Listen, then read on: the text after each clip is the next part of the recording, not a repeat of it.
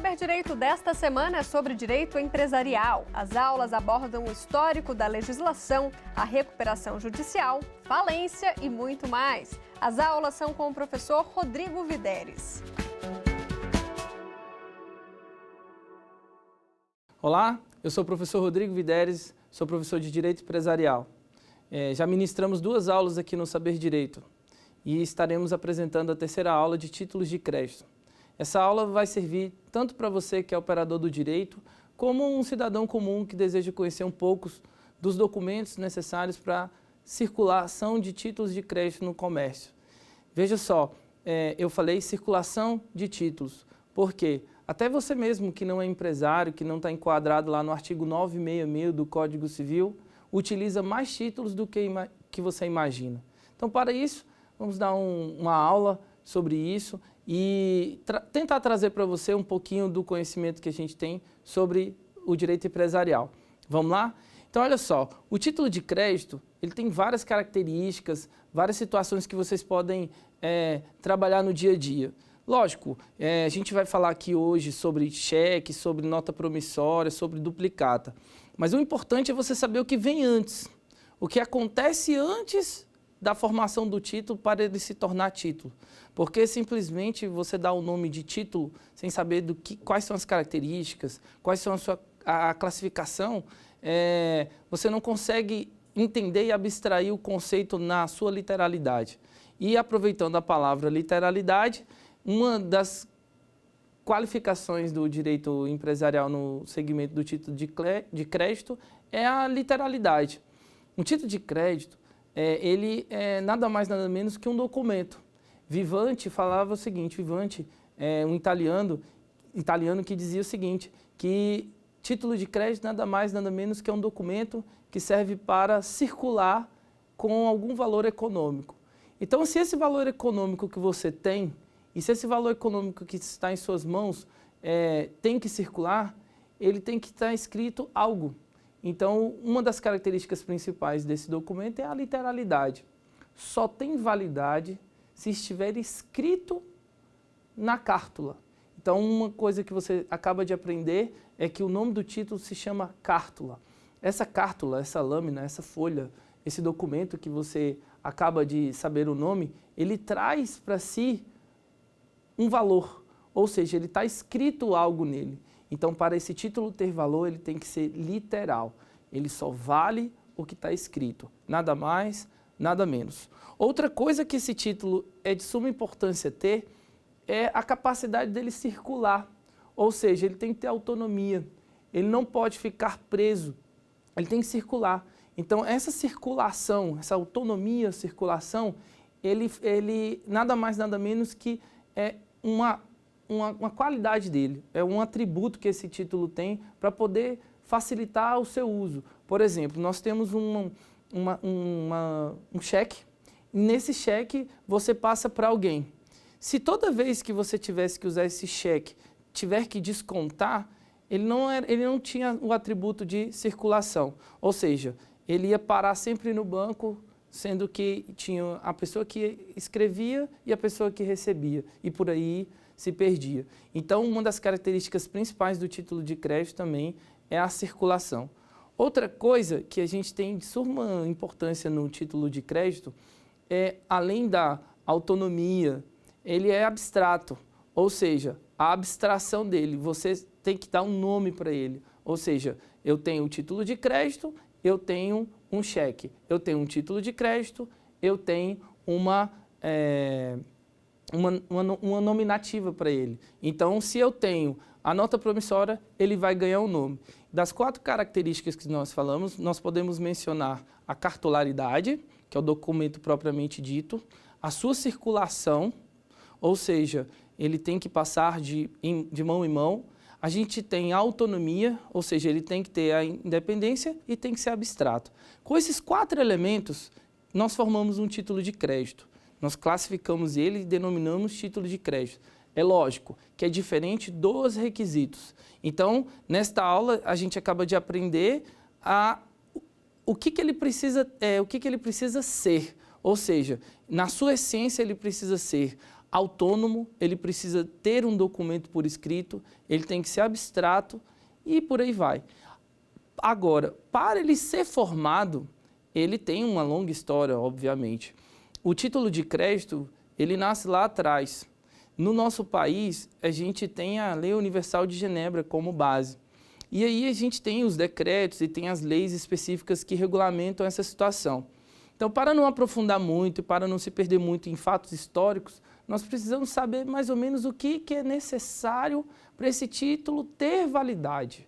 Ou seja, lá no direito civil, quando a gente estuda a pessoa, para ela ser capaz, ela tem que preencher os requisitos do artigo 1º e os seguintes. Ou seja, o artigo 1º fala que toda pessoa é capaz. A princípio, todo título é válido. Então, para esse título ter validade de verdade, ele precisa preencher alguns requisitos. Esses requisitos, eles são comumente e facilmente preenchidos. Então, a gente começa, obviamente, para você que não estuda direito, todo título ele tem que ter uma data de emissão. Essa data de emissão é feita no dia que você cria esse título. Ou seja, eu vou exemplificar. Eu tenho uma nota promissória. Aquela nota promissória, e eu costumo perguntar aos meus alunos de que cor é a nota promissória. Os alunos sempre costumam responder dizendo que é da cor amarela. Mas digo para vocês que nota promissória não tem cor, não tem cheiro. Pode ser de qualquer cor, tá ok? Então a nota promissória, ao ser realizada, ao ser criada, ao ser efetivada, ela tem uma data de emissão. Então, se criarmos um título de crédito hoje com o nome de nota promissória, nós temos que colocar a data de hoje. Outro requisito fundamental do título de crédito é o local que está sendo emitido. Então, ele tem que vir em conjunto. Não é muito difícil de entender, ou seja, nós estamos em Brasília, nós estamos no Distrito Federal, então o local da emissão será Brasília, vírgula, a data que foi criada. Ou seja, já preenche um segundo requisito. Outro requisito que você tem que colocar é o valor econômico. Então, se eu negociei essa câmera, se eu negociei qualquer utensílio que está aqui dentro do estúdio, eu tenho que dar um valor econômico. Mas, professor, esse valor econômico é por extenso ou é só o numeral? Bom, todos os títulos hoje em dia vêm por escrito e numeral. Porém, há uma regra específica. Essa regra específica é no caso de conflito entre o que foi escrito pelo numeral e o que foi escrito por extenso. Essa escrita por extenso é a que vale. Ou seja, se eu rasurar o valor econômico numeralmente, se tiver escrito por extenso, vale o que está por extenso, se tiver escrito corretamente. Outra dúvida das pessoas é que, e se eu errar o valor da escrita, tem como corrigir? Aí não. Se eu errar o valor da escrita, não tem como corrigir. Mas e se eu colocar na nota promissória R$1.000 e escrever R$100? Qual é o que vale? O que vale é o que está por escrito. Então, os 3 requisitos já foram preenchidos. Nós temos outros requisitos. Além do requisito da data de emissão, do local de emissão e do valor econômico, nós temos que colocar a assinatura. A assinatura para dar validade a esse título. E além da assinatura, nós temos que colocar também o nome da pessoa de que está emitindo. Então, esses 5 elementos formam a base estrutural do nosso título. Esse título, hipoteticamente, ele vai ganhar vários nomes, mas em regra geral, e na regra geral, ele só tem validade se preencher esses 5 requisitos. E aí, a partir daí, que nós vamos dar conhecimento a cada um deles. É lógico que existem vários títulos de crédito e nessa aula nós não conseguiremos ampliar e aprofundar todos, mas garanto a vocês que hoje nós trataremos dos principais títulos de crédito comercializados no nosso país. Aprofundando ainda mais a situação, depois que você percebe que o título de crédito ele serve para circular, ele tem um documento, ele te traz uma maior segurança. Essa segurança jurídica, através de um documento, faz com que você evite a amplitude daqueles contratos com diversas cláusulas. a situação é de que, se você tem uma legislação que suprime através de um documento o que tem de regra para ser colocado, você coloca tudo nesse título e aí ele se torna execuível e circula com maior facilidade. Então, basicamente, nas aulas de direito empresarial, o que você tem que entender é essa situação. É que você não precisa, como um cidadão comum, saber dos princípios do direito empresarial, saber profundamente do que se trata, e sim de que esse documento ele só tem validade se preencher os requisitos. Mas e aí, professor? E se eu esquecer de um desses requisitos no título? Por exemplo, eu tenho um cheque que você acaba de receber do banco, e aí você vai em uma feira, você vai comprar uma mochila, por exemplo, para o seu filho na livraria. E aí você se esquece de colocar a assinatura. Ao receber esse título, o dono da loja ele vai verificar que está faltando a assinatura. Se o empresário depositar esse cheque, ele vai retornar. Não por insuficiência de fundos, mas porque está faltando preencher um requisito. Mas, professor, eu posso preencher esse requisito antes de fazer ele circular? Posso. Então, o que acontece? Se eu esquecer um desses requisitos e chegar no título e completá-lo antes da sua circulação, ele tem validade? Tem. Então, diferentemente de outras situações jurídicas que se você esqueceu, que se você deixou de colocar, por exemplo, num contrato, uma situação obrigacional, aqui no título de crédito você pode completá-lo. E isso vai tornar o cheque válido. Ou seja, duas características novas que a gente acaba de ensinar. O que é um título de crédito válido e o que é um título de crédito inválido? Válido é quando ele apresenta todos os elementos e tem validade. E o inválido é quando ele está faltando. É lógico que dentro do direito civil nós poderemos trabalhar a nulidade, a prescrição, a decadência desses títulos. Mas como o assunto é muito longo, nós não iríamos nos externar e prolongar essa situação. Para completar a situação e classificação e conhecer um pouco mais dos títulos de crédito, o que a gente tem que perceber é que já que esse título ele é feito para ele circular, caminhar e tem que ter uma maior agilidade, nós vamos aprender agora duas expressões, o aceite e o saque. Ou seja, não tem muita dificuldade para você entender. Toda vez que eu tiver um título de crédito em mãos, um documento que tem um valor econômico, quando a pessoa recebe esse documento, nós damos o nome de aceite. Quando essa pessoa recebe esse documento e vai receber por outro terceiro o valor econômico atribuído a esse título, nós damos o nome de saque. Então vejamos, nós temos um título que foi criado por alguém. Esse título ele vai ter um valor econômico. Então, para exemplificar, eu estou querendo comprar uma tábua de passar roupa. Essa pessoa vai me vender essa tábua. Então, imaginemos aquele vendedor na rua, né, que está passando com o seu carrinho e oferece uma tábua de passar. Ele tem um bloquinho comprado lá na papelaria, dizendo o nome do título, nota promissória. Essa nota promissória vai vir totalmente em branco. E ele vai negociar comigo essa tábua e vai dizer, essa tábua custa R$90. Se eu aceitar a proposta, eu tenho um acordo bilateral, ou seja, eu tenho um contrato feito com ele. Eu tenho um contrato de compra e venda.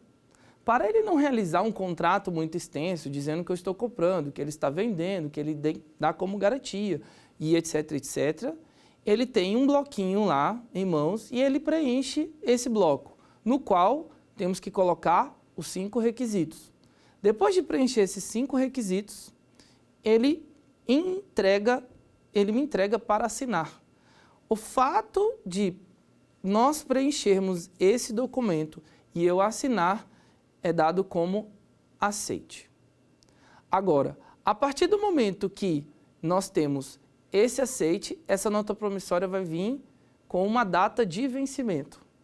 Então, um quinto elemento que nós podemos incluir nas nossas características é a data de vencimento. Por quê? Diferentemente, não que eu tenha esquecido de mencionar, mas é porque, por exemplo, o cheque, nós aprendemos que é uma ordem de pagamento à vista. E a nota promissória, nós podemos colocar um vencimento. Então, esse tipo de característica que se diferencia de um título para outro é comumente e facilmente identificado de acordo com as suas características. Então, no sentido de que a nota promissória, ao ser realizada, ela vai vir com, além de todos os requisitos, o vencimento. Com esse vencimento, e eu comprando a tábua de passar, ele vai me entregar a tábua e eu vou me comprometer a pagar. Quando eu vou realizar o pagamento, ao ser feito esse pagamento, eu estou fazendo o saque. Então, falando mais um pouco de título de crédito, nós vamos falar de cada um dentro do nosso tempo. Então, eu peço a vocês que prestem bastante atenção quando a gente falar das diferenças de cada um. Eu vou iniciar o nosso conhecimento sobre o cheque. O cheque ele tem uma lei específica para o cheque, que não está no Código Civil, está regulamentado em lei própria. E nessa legislação própria, nós temos a seguinte situação. O cheque, ele possui todas as características essenciais de um título de crédito e ele foi criado especialmente para as instituições financeiras. Ou seja, se a gente chamar um pouquinho lá o passado, falar um pouquinho do nosso histórico, falar um pouquinho da criação dos bancos, ela vai estar ligada diretamente a essa situação. Porque, vejamos, um título de crédito, ele foi criado há muitos anos e nem sempre havia necessidade de ter-se um banco. Quando você precisava ter, por exemplo, na Idade Média ou em séculos passados, a situação de pegar aquilo que você tem de valor, por exemplo, eu tenho 10 cachos de banana, que representam um valor econômico atribuído a algumas moedas. Quando eu tenho aquele título atribuído a moedas, tudo bem, a moeda eu consigo circular com maior facilidade, ou seja, eu vendo as minhas bananas e recebo algumas moedas. Mas e a partir do momento quando eu não consigo guardar todas as moedas, tendo em vista o peso e tudo mais e que ele representa? Eu posso colocar isso no papel? Posso. Então isso é uma primícia do título de crédito. Agora, a partir do momento que entra uma instituição financeira falando que se você escrever num pedaço de papel preenchendo todos os requisitos e aquilo vai ter um valor econômico, aquilo a gente deu o nome de cheque. Que poderia dar o nome de qualquer outra coisa, mas assim o banco preferiu dar o nome de cheque. Nessa situação, a partir do momento que você deu o nome de cheque, o banco está ratificando que aquele documento tem validade. Ou seja, isso a gente já aprendeu no início da aula. A partir do momento que o banco dá essa classificação, dá essa garantia de que o cheque é válido, eu posso emiti-lo da forma como eu quero. Ou seja, eu não preciso entender muito de direito empresarial para saber até onde esse cheque vai percorrer. Porém, o cheque é um título de crédito que é um dos mais fáceis de serem ensinados para os nossos alunos. Por quê? Porque ele, usualmente falando, ele é fácil de aprender. Então, vejamos, eu abro uma conta no banco e o banco me concede esses títulos em branco, da mesma forma da nota promissória, no qual eu vou preencher o valor econômico. Então, imagine aí, na sua casa, um cheque. Você vai ter dois lados. Então, eu preciso te ensinar que esse cheque, ele tem dois lados. Apesar que as pessoas falam, mas no verso não tem nada, mas ele vai ter uma utilidade esse verso. Então, preste atenção. Quando o título de crédito é criado e eu entrego em suas mãos, ele foi feito para você carregar. Então, a partir do momento que você carrega, você porta ele. Imagine a arma. Quando você carrega a arma, você tem que estar portando a arma. Então, se você está portando a arma, você está carregando esse título. Se ele estiver vazio, esse título é inexistente. Ele vai ser só um pedaço de papel. Então, uma característica essencial é a portabilidade. É carregar esse documento. E o cheque é muito claro no sentido de você portar esse documento. Então, vejamos. Olha só, eu recebi o cheque do banco e agora eu vou preencher. Coloquei todos os requisitos que eu acabei de ensinar. e aí essa pessoa precisa oferecer para alguém, ou seja, eu vou comprar um objeto e desta vez eu estou dando um documento. Esse documento que eu estou inserindo e entregando a uma pessoa, ele vai ser conferido pela pessoa. Após você ter todos os elementos preenchidos corretamente, você vai entregar para a pessoa. E aí, professor? Eu já ensinei o aceite, eu já ensinei o saque. Ou seja, o meu cliente, ou no caso, eu sou o cliente, eu vou passar esse cheque para uma empresa, eu vou emitir. Então, o nome que se dá à pessoa que preenche o cheque, nós damos o nome de emissor. Esse emissor, nada mais, nada menos que é o titular do direito desse documento. Esse documento que vai ser preenchido e que vai ser entregue. A pessoa que carrega esse documento, independentemente se sou eu que emiti, se chama portador. Então, o cheque, ele pode ser carregado. Então, o que eu costumo falar para os meus alunos é o seguinte: não importa quem carrega, não importa quem emite. E não importa se quem emitiu é quem está carregando. O que importa é que ele tenha validade. Porém, se você emite esse documento, a princípio ele já tem validade. Agora, se você não destina para alguém, ele ainda não tem uma pessoa que vai receber, que é o destinatário. Então, imagine aquela carta que a gente aprende na escola, que vai aos correios a fazer. Na frente você tem quem emite, atrás você tem a quem destina. Então, o título de crédito é como se fosse uma carta, só que com um valor econômico. Então, o emissor, por natureza, é quem escreveu esse título. E o destinatário é quem vai receber. Então, se você recebe esse documento, ele tem que estar com os requisitos preenchidos. Depois de você sanear isso, nós temos uma pessoa que pode transitar entre um e outro personagem, que é o quê? Que é o portador. Esse portador é quem está carregando o título. Agora, se esse título não ainda tem o destinatário, quem é o destinatário primário dessa situação? É quem está carregando o título. Se eu estou carregando o título, eu sou o portador. Agora, se eu desconto esse título em meu nome, eu sou o beneficiário também. Então, eu tenho essas pessoas, esses nomes que podem muitas vezes confundir o aluno, mas que geralmente eu tento ensinar da seguinte maneira: pegue uma carta, veja quem emite, veja quem recebe. Ou seja, o emissor é o emissor e quem recebe é o beneficiário, que é a mesma coisa que o destinatário. E quem carrega é o portador. Ou seja, enquanto esse título não tem um beneficiário, quem carrega é o carteiro. Então, nós temos essa situação. Para completar essa situação, nós temos o título propriamente dito, que vai receber um nome. Então, pensa só, não importa o nome. O que importa é se ele preenche os requisitos, ok? Mas, para melhorar o nosso conhecimento, nós temos que ensinar outras características. E ainda continuando no cheque, ela tem várias situações que a gente tem que explicar. Por exemplo, da mesma forma que eu brinquei com vocês, o cheque não tem cor. O cheque tem um banco, ou seja, que foi emitido por alguém. Ou seja, nós temos o sacado e o sacador. Ou seja, são várias palavras que acabam confundindo os nossos alunos e numa explicação muito rápida, o aluno acaba se confundindo. Mas para não confundir os alunos, vamos falar que o banco emite esse documento. E eu recebo esse documento. E eu emito para alguém. O banco, ele só está como intermediador.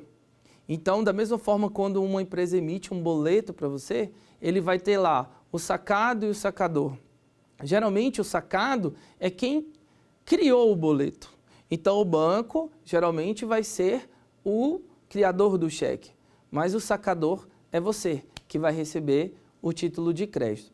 E se a empresa emite esse título para outra pessoa? Por exemplo, um cheque, que nós estamos acabando de falar. E se essa empresa emite um título? Os sócios serão responsabilizados ou esse título será em nome da sociedade empresária? O que vocês podem perceber é que isso se vincula, ou seja, a partir do momento que o título de crédito é criado, ele foi criado por alguém. E como ele pode ser criado por uma pessoa jurídica, ele vai ter uma circulação. Agora, e os sócios dela serão responsabilizados? Vejamos, a princípio, para se cumprir a ordem de pagamento dessa situação, não é necessário cobrar dos sócios.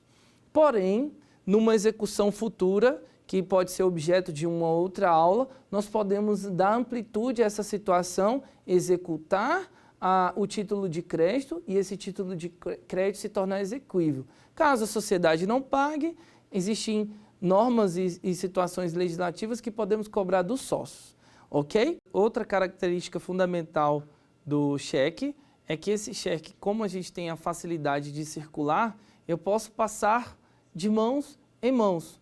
Uma característica que, o nome que se dá a isso é o endosso. Então, o endosso é nada mais, nada menos que quando eu tenho um título de crédito em mãos e eu não quero descontá-lo dentro da praça ou fora da praça, eu passo para um terceiro. Essa situação de transmissão do título é muito factível, porque, como havia mencionado na primeira aula e na segunda aula e no início dessa, se tivesse que ser feito um contrato para que toda vez que um negócio jurídico fosse realizado e tivesse que fazer um documento e ser reconhecido, etc., não haveria atos de mercância, não é verdade? Então, para esse título ser célere, a gente tem o instituto do endosso. Então, o endosso no cheque, ele é muito factível. Então, para você que não entende um pouquinho de direito, a gente vai exemplificar da seguinte maneira. Eu recebi o cheque de uma pessoa. Vou dar aula para você e você vai me pagar com o cheque. Porém, eu não quero depositar na minha conta e nem quero ir ao banco descontá-lo. A partir do momento que essa pessoa insere o meu nome nesse título, no verso do cheque, eu tenho o endosso. Então, vejamos, eu tenho uma situação de transmissão. Essa situação de transmissão, ela é tranquilamente válida. Ou seja, o banco não precisa estar sabendo, somente as pessoas e as partes envolvidas. Então, professor, quer dizer que você pode prestar serviço para mim e eu te pagar com o cheque, você receber esse documento e não querer utilizá-lo descontando no banco, mas pode ir em outro local, numa casa de planejados, comprar um armário e dar esse título de crédito transmitindo para um terceiro? Posso. A partir do momento que essa pessoa me paga, eu posso receber e transmitir para alguém. É óbvio que existem limites e outros títulos não têm limites, mas no caso do cheque você pode endossar apenas uma vez. Esse tipo de endosso que eu estou falando é o endosso em preto. É um endosso que você registra no anverso, né? A gente tem uma mania de falar um pouco complicado, mas nada mais, nada menos que é virar o cheque. Você vira o cheque e escreve os nomes que lhe competem. Essa escritura no verso do cheque, nós damos o nome de endosso. Vejamos, preste atenção. Quando o cheque é feito pelo banco, o banco não transmite esse título para o seu cliente. É o cliente que emite esse crédito. Na frente do cheque, nós temos assim, a ordem. E é um dos pontos cruciais que você tem que entender. Por isso que é de suma importância você mentalizar o cheque. Então, na frente do cheque tem escrito a ordem. A partir do momento que eu coloco o nome de alguém ali, eu estou colocando o nome do beneficiário, mas não estou realizando endosso. Então, olha só, um bizu aí para você que vai fazer uma prova de concurso ou exame de ordem.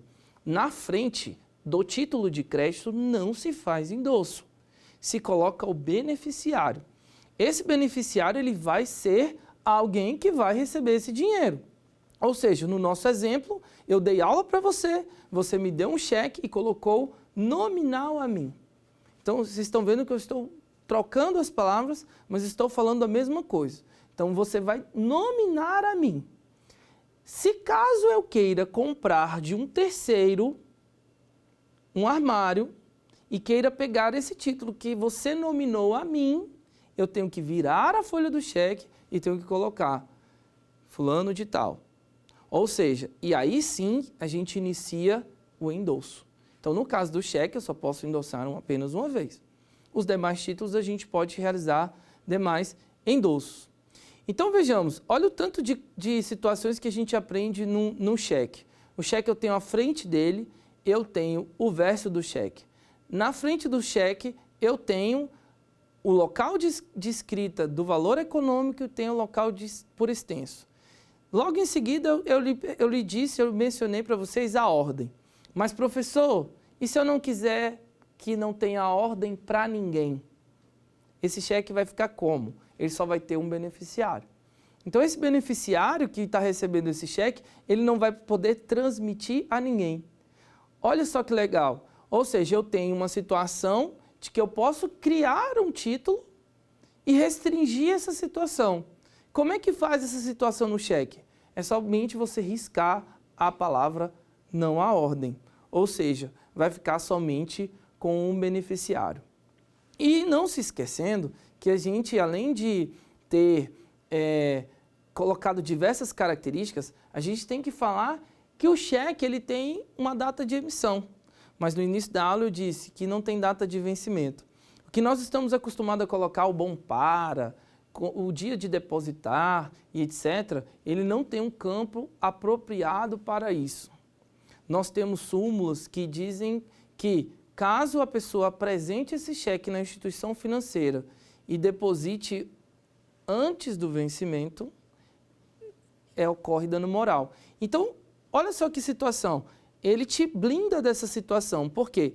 A data de emissão foi feita para aquela tal data. Apesar do título não ter a data de vencimento, caso você deposite fora do combinado, que foi o bom para, você poderá responder por perdas e danos. Então, o título de crédito é um título bem seguro. Por quê? Nós estamos agora falando de vencimento e data de emissão. Ou seja, o cheque é uma ordem de pagamento à vista. E perceba, eu falei ordem. Ou seja, ordem tem a ver com circulação. Ou seja, cada vez que você circula, ele recebe uma ordem. Se esse cheque for entregue de pessoa a pessoa, ele tem a ordem de se pagar é à vista. Então, nós estamos aprendendo um instituto de vencimentos. Ou seja, eu posso pagar hoje, como eu posso pagar daqui a 30 dias.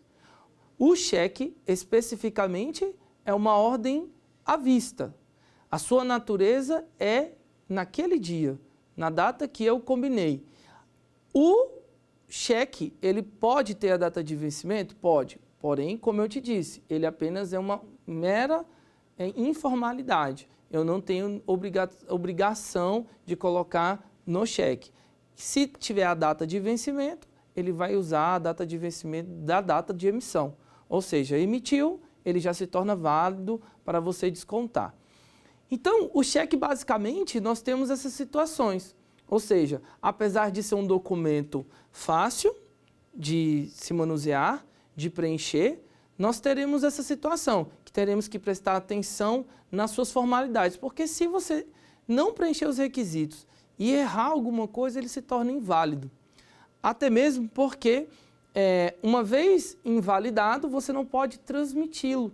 Então, se você não quer errar, você não pode errar o preenchimento, porque todas as pessoas que receberem esse documento com o documento invalidado poderão se tornar prejudicadas, ok? Bom, para não se estender mais, nós temos que falar dos demais títulos de crédito que ficam no nosso cotidiano. E aí hoje nós temos que falar da nota promissória. A nota promissória, como eu já disse, eu poderia ter realizado um quiz aqui e perguntar qual é a cor da nota promissória. O que a gente está mais acostumado é ir nas papelarias e procurar um documento amarelo. Esse documento amarelo que vende em papelaria, ele nada mais, nada menos que foi facilitado e escolheram essa cor. Até hoje, não sei porquê, mas acredito por ser fácil de identificar e reconhecer o título, né? Porque, se vocês perceberem, a maioria das cédulas, elas possuem cores claras, chamativas, para você identificar que se você deixar voando, vira vendaval, não é verdade? Então, a nota promissória, ela também tem legislação específica, ela também tem todas as características e vejamos, nós começamos com o cheque porque a nota promissória é o que você está mais utilizando no nosso cotidiano. E a nota promissória é o segundo título de crédito mais utilizado pelo brasileiro. Apesar de que nós, usualmente, não estamos percebendo que estamos contratando títulos de crédito, nós estamos automaticamente usando desses títulos todos os dias. Por quê? Dando um pause na nota promissória, você ao contratar um serviço, vem aquele boleto, o famoso boleto, que logo em seguida estarei explicando para vocês depois da nota promissória. Então vejamos, os 3 títulos mais usados em nosso país são o cheque, a duplicata e a nota promissória. O que a gente pode perceber é o seguinte: professor, você já me ensinou o que tem no cheque. E o que tem de diferente da nota promissória para o cheque? Vejamos, a nota promissória tem data de validade? Ou seja, data de vencimento? Tem. Então, uma das características primordiais da nota promissória é que ela possui o vencimento. Mas aí, professor, eu quero pagar antes, eu posso? Pode. Eu até gostaria de receber antes, caso você esteja me devendo, nós gostaríamos de receber com a data antes do vencimento. Mas e se você quiser não pagar na data do vencimento, o que ocorre? Aí sim a gente tem que chamar o Código Civil e verificar as regras do Código Civil com relação ao que foi determinado. Mas, professor, e se eu quiser escrever no verso da nota promissória que a multa, que os juros é de tantos %? Pode, você pode preencher com a escrita no verso, colocando novas regras. Então, professor, a nota promissória é melhor que o cheque? Em tese, sim. Só que a segurança jurídica, pelo fato de não ter uma instituição financeira por trás, torna ele mais frágil. Mas vejamos, eu tenho que colocar assinatura? Tenho. Eu tenho que colocar quem é o emissor? Tenho. Eu tenho que colocar o beneficiário? Tenho. Eu tenho que colocar a data de vencimento? Também. Eu tenho que colocar o valor? Também. Mas, professor, no cheque eu tenho o endosso. E na nota promissória eu posso endossar esse título de crédito? Ou eu tenho outras características? Por exemplo, eu posso ter um avalista na nossa nota promissória, ou seja, alguém que vai garantir esse pagamento caso eu não pague? Então, muita gente às vezes confunde o avalista com o fiador e que tem alguma semelhança, mas no caso da nota promissória nós temos o aval. Simbolicamente, falando da nota promissória dessa de papelaria, ao lado esquerdo dela, você tem um campo que está escrito lá, avalistas. E o que acontece com isso? Acontece que se você colocar o nome de alguém naquele documento e essa pessoa assinar, ela se torna garantidor daquele pagamento. Então, eu tenho uma nota promissória, professor, que alguém pode pagar por mim? Sim. No caso do banco, esse título de crédito emitido por você tem que depositar o dinheiro na conta. Agora, e a nota promissória? A nota promissória, caso eu não pague, alguém vai pagar. Então, no caso da nota promissória, eu tenho campos de avalistas. E esses avalistas podem se dividir entre totais e parciais. Por exemplo, eu devo R$1.000. E aí o meu avalista, quer garantir 500 e o outro quer garantir 500. Pode? Pode. Então, eu tenho a validade, o aval parcial. E se eu quiser garantir a totalidade, os dois quiserem garantir 100% de tudo, podem? Podem também. Então, a nota promissória, ela também tem essa característica, uma característica agregadora, que você consegue colocar os avalistas e consegue colocar toda e qualquer pessoa para participar da cadeia. Mas, e aí, professor, eu posso fazer o endosso? Posso fazer o endosso também. A nota promissória pode ter um endosso? Pode também. E é feita onde? No verso do título. Professor, então todos os títulos de crédito a gente pode endossar? Bom, tecnicamente, sim. Vejamos, eu acabei de falar sobre o cheque e acabei de falar sobre a nota promissória. Como são títulos muito semelhantes, todos você pode fazer no verso do título. E esse endosso, que diferente do cheque que eu disse que fica limitado a uma vez só, na nota promissória você pode fazer quantas vezes você quiser. Mas, professor, e se essa folha acabar? E se eu tiver uma folha que não caiba todo mundo que eu já endossei? Eu posso completar? Posso. Eu posso fazer uma folha complementar, inserindo no próprio título de crédito e transferindo de pessoa para pessoa. Mas aí é o que vem. A partir do momento que eu começo a endossar, eu começo a tornar os devedores primitivos preocupados. Por quê? Eu emiti um título, eu endossei para outra pessoa, essa outra pessoa teria que pagar, e essa outra pessoa não pagou, e a outra pessoa não pagou, e por aí vai. Então eu consigo arrumar um problemão. Como é que faz? A princípio você tem que cobrar sempre do anterior. Ou seja, você tem que chamar o Michael Jackson e fazer o Moonwalker. Você tem que fazer o regresso. Você tem que sempre cobrar do anterior. O gancho que eu posso pegar dessa questão é que se esses atos comerciais cometidos por essas empresas estiverem eivados com situações de invalidade, esses títulos que foram emitidos, apesar de terem toda a circulação, eles vão continuar tendo validade. Porém, eles podem ser anulados no decorrer da sua circulação. Vejamos, o que eu estou querendo explicar é o seguinte, que independentemente da empresa lá ter alguns vícios e algumas invalidades, eles vão emitir um documento. Por exemplo, eu estou com o sócio incapaz. E aí, esse título de crédito foi assinado por ele, hipoteticamente. Ele está incapaz, mas ele consegue assinar. É uma situação diferente. E aí eu recebo esse cheque, vou descontar e vou passar para as pessoas. Essas situações de transmissão do título, o endosso, a pessoa recebe e o cheque volta, lá na origem, alguém pode alegar uma invalidade, dizendo que essa pessoa estava incapaz. E aí como fazer? Por isso que nós temos que cobrar sempre da situação anterior. E o anterior cobra do seu anterior. Então todas as situações podem ser acometidas dentro de um título de crédito, ou seja, o direito ele é muito amplo. Então eu posso quebrar uma cláusula contratual, como eu posso cometer um ato inválido no título de crédito. Não deixando de falar também, não deixando de esquecer da duplicata, que a duplicata ela tem uma característica essencial, que ela é emitida, né? E ela é feita para o quê? Para que duas partes, uma receba e outra pague. Então, ou seja, eu tenho no meio uma situação, um personagem que vai emitir essa duplicata. Professor, mas a pessoa que está vendendo a mercadoria pode também emitir a duplicata? Ela pode ser ao mesmo tempo o emissor e ela pode ser beneficiário dessa situação? Pode, porque veja só, eu quero vender 100 quilos de feijão e aí a pessoa tem que me pagar. O normal seria que essa pessoa simplesmente me pagasse e eu entregasse os 100 quilos de feijão.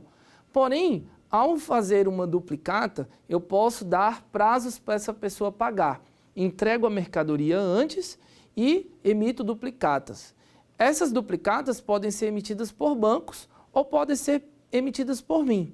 Então, na maioria das vezes, o que acontece é que bancos emitem as duplicatas para as empresas, antecipam aqueles valores para reporem o caixa e a pessoa que comprou o feijão, na verdade, vai estar pagando para o banco. Então, com essa situação, eu espero ter explanado basicamente algumas características dos títulos de crédito. Confesso para vocês que nós precisaríamos de algumas horas a mais para detalhar cada situação e fazer de comum acordo na sala de aula. E, resumidamente, o que a gente tem que lembrar é que o título de crédito ele tem circulação, ele é abstrato, ele é autônomo e ele tem as demais classificações. Ou seja, ele tem que ter data de emissão, a pessoa que tem que assinar, ele tem que ter a assinatura dessa pessoa, ela tem que ter o valor por extenso e demais regras. Na próxima aula nós estaremos falando de recuperação judicial. Espero que vocês acompanhem a nossa aula E, lembrando, a aula 1, nós demos todo o conceito de empresário e na aula 2 nós falamos das principais sociedades que compõem o Código Civil brasileiro, além da sociedade anônima. E, por fim, nós trataremos na 5ª aula de outras situações de direito empresarial. Espero que vocês tenham gostado e nos acompanhem nas nossas redes sociais. Um abraço, fique com Deus.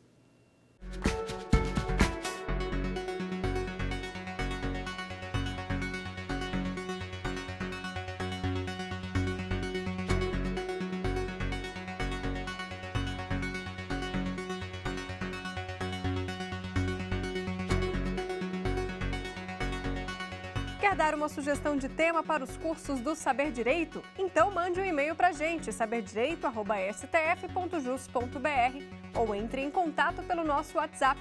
O número é esse que aparece na sua tela. Você também pode estudar pela internet. É só acessar tvjustiça.jus.br ou rever as aulas no nosso canal do YouTube, TV Justiça Oficial.